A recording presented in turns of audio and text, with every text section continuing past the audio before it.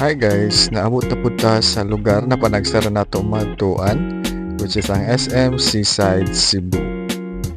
Ug karon ang among activity sa amuang team sa among work is magduwa mi og bowling diri sa SM Seaside Cebu.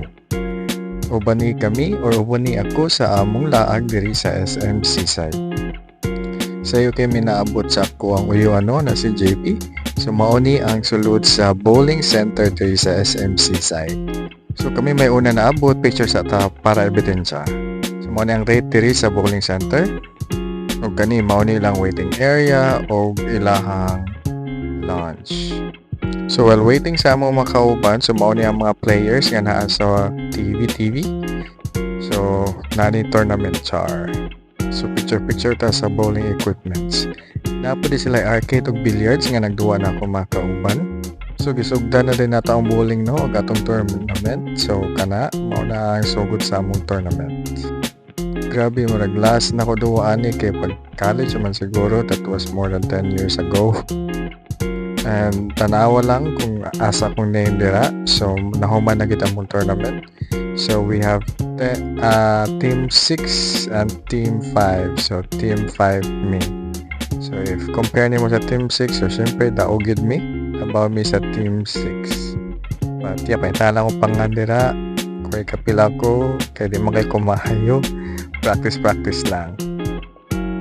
Ug atong MVP karon kay si Rafi Tulfo.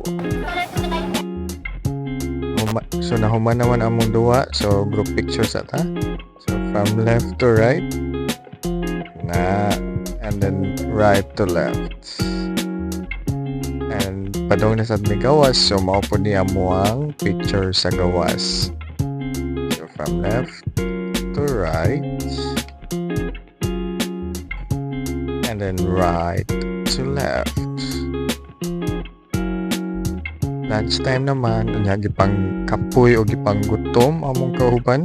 So nangita nami sa amuang kananan. O kani mauni ako nakit-an sa amuang paglakaw na adtay na sore nga land or park. So nindot kano colorful kay siya. So sa Kuya J good mi nangaon no. Salamat Jericho Rosales. So syempre picture o video sa food. Reflex na tong food.